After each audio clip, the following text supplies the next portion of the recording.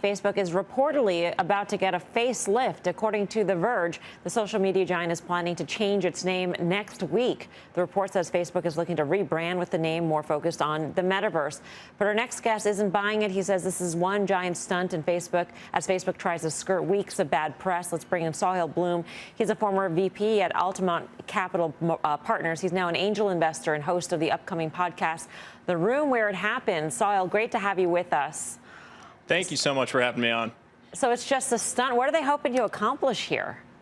Look, I think this is PR 101, crisis management 101, whatever you got to call it.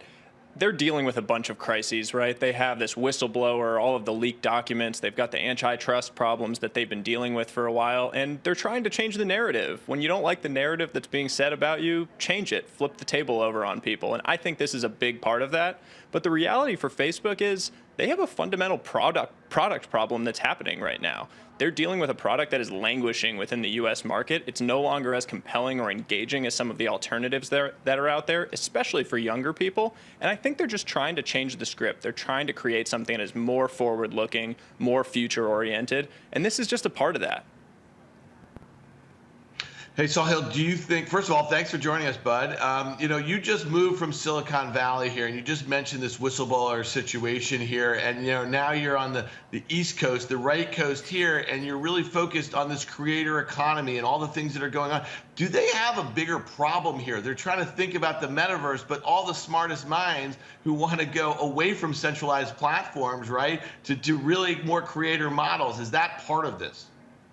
I think there's a really interesting thing happening. You're seeing it with Web3. I know you guys have had people on talking about that are much smarter than me, but there is something that is happening fundamentally right now. We are shifting away from the centralization of Web 2.0, moving towards Web 3.0 and decentralization. And that is going to hurt Facebook if they're not able to capture that, and they're not able to capture that momentum that is occurring right now. So I think you're absolutely right. They're dealing with that in real time. They're trying to figure out how can we participate in that new world that's being built. Sahil, it's Tim. How about just the concept of Facebook breaking itself up? Is that a solution here? We talk about this in terms of the sum of the parts. We know the stock trade's cheap. We know that there's regulatory pressure. You outlined that. That might make some people happy. Forget the name change. I agree with you. This is Philip Morris into Altria all over again. How about splitting it up? Yeah, fundamentally, I think the future for a lot of these big tech platforms is that they are going to be split up. And to your point on some of the parts, it might be better off for a lot of the investors. So you look at Amazon, it's the same case, right, with AWS versus the retail business. And I think Facebook might see that as an inevitable future for them as they continue to face this regulatory scrutiny, whether it's in the U.S. or even more so within the European markets. Sahil, great to have you with us. We hope to see you again soon. Yeah, looking forward to it. Thank you. Steve Grasso, what do you make of this? I mean, Tim was making the comparison to Philip Morris and Altria. You can also maybe make the comparison. It's not necessarily one, a great one, but Google to Alphabet. The notion that a company wants to be viewed as more than just the one namesake product. Yeah, I get that. And as I said last week, when you look at the stock performance, it's up 25%. It's actually outperformed a lot of the other technology mega cap stocks in the space. And to Tim's point, if they break it up, that's better for shareholder value. But the problem is they have a regulatory issue. So instead of having one company that DC is focused on, there's going to be multiple companies that DC is focused on. So I think DC has to get their act together and squash what's bad about Facebook or whatever they call it in the next 2 weeks.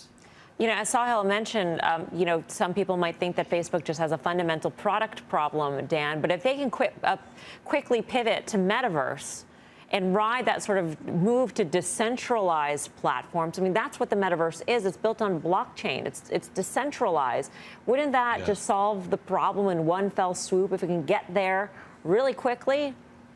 But wouldn't you destroy like hundreds of billions of dollars of value if you were to do that? I mean, and then also, Mel, do me a favor, define Metaverse. What Mark Zuckerberg defines it as, I think the smartest minds in Web3 think it's something entirely different, and they're dedicated to building that. And so, the intersection of Web 2 and Web 3 is going to be the next major battle that's playing out. And I think Zuckerberg, with $1 trillion market cap, they know that, right? And they're losing talent, and they have the people that are working there leaking things, the worst part about the company. So to me, it really feels like, and I know this sounds like a hyperbolic statement, it feels like the best days for that brand are over. And it definitely, if you lose a lot of the talent, we've seen this, out in Silicon Valley for decades, it really does put you in a certain sort of purgatory. So I suspect that's where Facebook is headed, no matter what they're called in the next few weeks.